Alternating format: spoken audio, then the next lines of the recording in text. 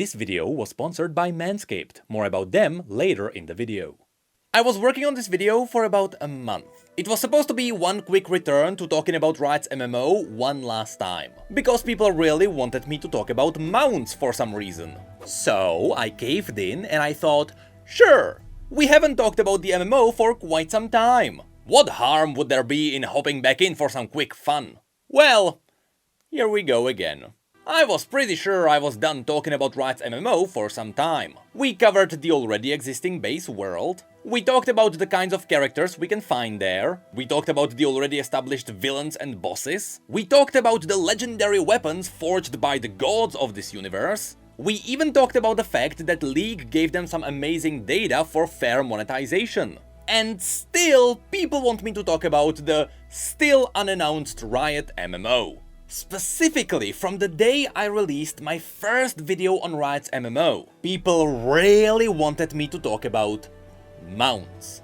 Which is, perhaps, the worst topic to talk about. At least when we talked about items, there is the 90% chance you are gonna have fantasy weapons in a fantasy MMO. When it comes to mounts, those are bound to gameplay, about which we know nothing.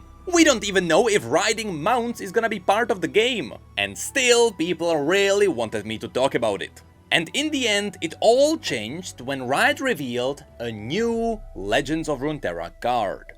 A dog. That is very specifically a mount in this universe. So of course people went crazy and here we are. Thankfully, just like with every other topic I covered, the things I show you today are all already part of the universe. I am not going to show you anything made up. I am only going to show you things that are confirmed to be part of this world. And it is only going to be up to Riot to decide whether they want to put it in their game. So now, because people really went crazy over this topic for some reason, without further ado, let's talk about all the possible mounts that may appear in Riot's MMO. Just like their weapons and armor change from region to region, so does the fauna and flora, which also means the mounts of this universe. Every nation is riding different things into battle, from horses to basilisks to tanks. So before we get too crazy, let's start with the normie, albeit a bit racist, Demacia. By now you may know that Demacians like one thing: defense. It doesn't matter if it's against magic or a blade. Big chunky armor is kind of part of their persona. And of course their mounts reflect that. Of course every fantasy needs horses, so Demacia has their cavalry, which usually means horses stacked with armor. Especially when it comes to the Dauntless Vanguard, these horses look amazing. And this is probably gonna be the staple mount of this region. However, the Demacians also have a unique mount of their own: the raptors. The Silverwing raptors mostly come from the mountains bordering the Freljord in the north. And so far we have seen 3 variants in the Demacian military. There is the unarmored Silverwing Lancer. This is perhaps the most common version of these. Then there is the armored Silverwing Vanguard, but the coolest of them all is the elite Silverwing Flight. This is the most prestigious version of this mount you can get in this universe. Now of course, in the forests, Demacians also have the Great Horn Stags. These are mostly mounted by the scouts, who sometimes also use the Elkin, which is just a smaller version of them. And these are used by the scouts and the monster hunters. Of course, we can also mention the Badger Bears. We haven't seen anyone use one of these giant things as mounts, but come on. We can also mention the fact that Demacians craft their own Petricite constructs. These are essentially machines powered up by absorbed magic. And they come in many different shapes and sizes, from badgers to owl beasts to raptors. So I wouldn't be surprised if a Petricite construct became a mount at some point. Of course, we can also mention dragons. In the south, Demacia has the Dragon Guard, who are actively researching the local dragons. Which means there is a chance Demacians may end up taming some of the dragons. And lastly, there is the trusty Ram Hound. This is not just a dog, this is a mount. And here it is specifically ridden by Cytheria of Cloudfield. And you bet if this game has mounts, there is no way Riot is passing on this one. But that's pretty much all the iconic things we can find in Demacia, so now let's move on to Noxus. Noxians mostly march into battles on their own to bolster their legions. However, we can mention that if you check out the Piltover trade map, you may find a place where Noxians are breeding a special kind of horses. These are the light Vindoran horses, and their lightweight makes them special because they can be used to traverse the deserts. Of course, this is a bit of foreshadowing because Noxus is actively trying to invade Shuriman. Anyway, besides horses, the most common beast of Noxus are the basilisks. These are used for riding as well as any hard work. Of course, here you can see the unarmored version, but we also have the slightly more elite armored versions of the basilisks. But we also have the epic undead variants resurrected with blood magic. And even these are not the only armored beasts that Noxus is using. We also have armored mammoths. Of course, mammoths usually come from the Freljord, so it makes sense why Noxus would have them. They are expanding their territory everywhere, including the Freljord. Sometimes they also ride these. These creatures don't really have an official name. A variant of these are called the Draclops. But not all of them fall under the same umbrella. Many people call them different things. For example, this one is Lady Henrietta Eliza Vespasian IV of Oronthis. Most people just call them lizards. They are badass, mostly immortal, and yes, the Yordle Clad is riding a variant of this. Of course, we can also mention that Noxians do have captured snappers. These creatures come from Ionia, so we'll talk about them a little bit later. And when it comes to other forms of traveling, Noxians have ships. I don't think the players will be able to get these. So from here, let's go into Shuriman. If we get to see horses here, it will most likely be the Noxian breed. But thankfully, this region also has some very cool mounts besides just horses. The most common one are the Skalashi. These massive beasts of burden are the simplest way to cross the deserts. And there is also a smaller version of these called the Ekasul goats. The one that will likely not be obtainable by the players, but one that might be a really cool quest hub are the Dorman. These gigantic beasts essentially serve as moving cities, and a lot of nomads live on these. The desert also has its own unique kind of rideable lions. These are mostly used by the golden armies of the capital. There is also a tribe worshipping Renekton that rides the lizards known as sand threshers. They can be tiny or massive, or they can have multiple heads. And some even found out how to tame their froggy relatives. There are also the rock bears, but I doubt we will be able to ride them. These hate to be disturbed. The same goes for the void corrupted beings. I doubt we will be able to safely ride a Voidborn. Although that would be a badass reward for some kind of a challenge. And lastly, they also have their own camels. I can already imagine the smell. Wait, what is that smell? I don't think it's the beast. I think it's the person riding it. Specifically, after so many hours of riding it, it's their groin! This video is brought to you by Manscaped.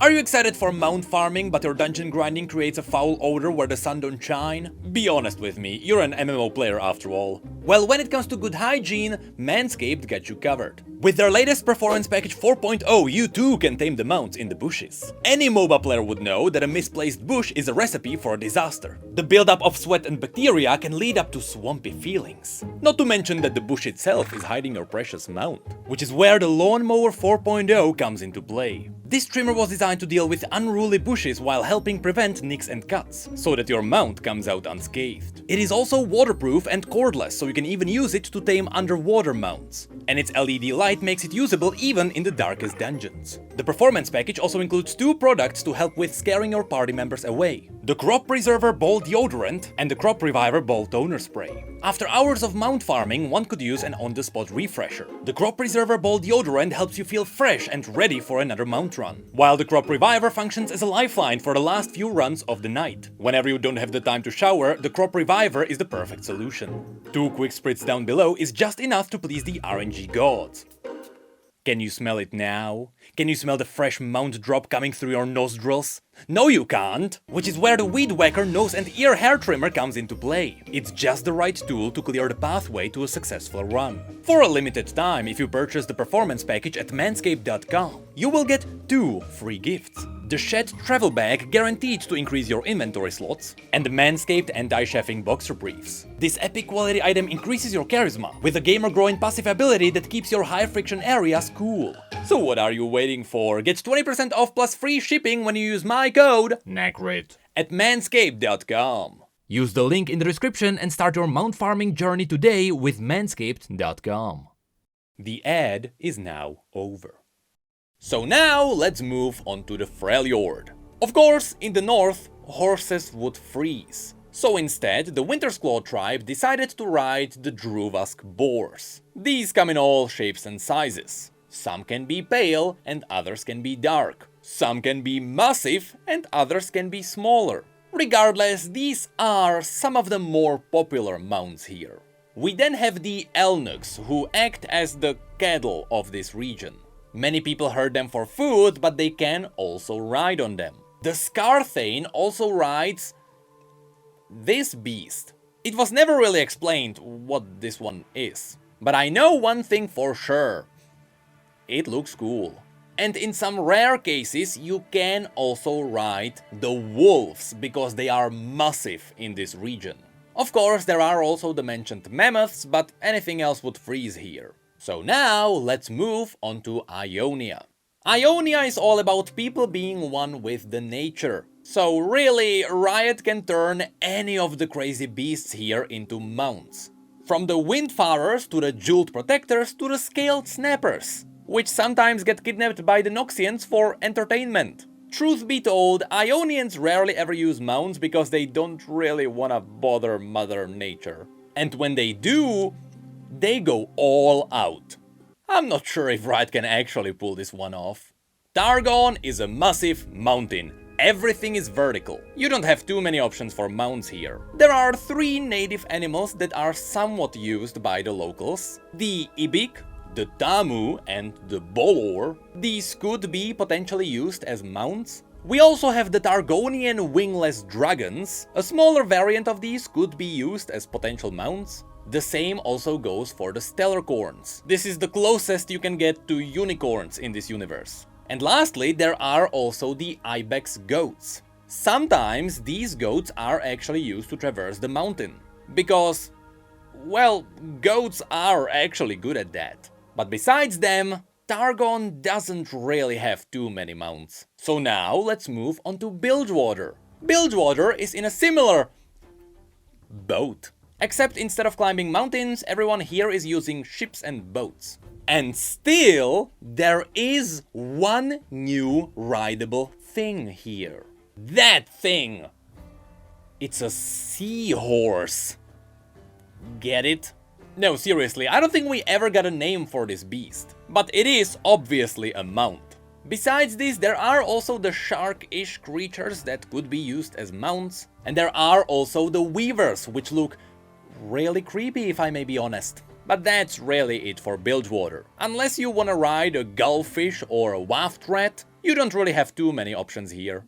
In Piltover and Zaun, however, we get a different story. Using a combination of magic and engineering, the people here get to ride in style. If we ignore the fact that sometimes they get to make giant mechs or even working submarines, as well as high-tech airships, they also have the classic motorcycles. Some of these are used by the Wardens, but they do also have more casual variants. One of these is even owned by Seraphine. The Pharaoh's family also creates legitimate cars. But in my opinion, the coolest mount we might be able to get here is the one that was shown in one of Arcane's trailers, even though it wasn't really featured in the show itself. And that's the Disc Runner. The first time we got in contact with this one was actually in Jinx's story. She basically crashed a party, blew everything up for fun, stole one of these Disc Runners and fled. This might actually be the most iconic mount from Piltover. But it will definitely not be the coolest mount. That title goes to the hoverboards, which were even featured in one of the Piltover cinematics. But that's really it for mechs, so now let's move on to the Shadow Isles. Before people start freaking out about riding centaurs, these are just people. When the ruination happened, the soldiers of the Iron Order got fused with their horses. I don't think they would appreciate you riding on them. Anyway, most of the things on the Shadow Isles are monsters. There is not much you can just commonly find here. But you know, we could fancy riding the Shark Chariot. I don't think this one would really work, but it exists. But then we actually have two Beasts of Shadow that would actually work. There is the Doom Beast, which is a combination of a cat and Cthulhu, but better yet, the Dusk Rider. A six-legged nightmare of two horses and a bat. If we get anything from the Shadow Isles, it better be this one. And lastly, we can't really talk about Ishtal. Ishtal is a small region where everyone is using elemental magic to travel around. Also, we simply don't know too much about this region. So instead, how about we talk about Bandle City, the magical realm of the Yordles. They are tiny, so surely they can ride anything, right? Well, it just so happens to be that the favorite mount of the Yordles are mechs.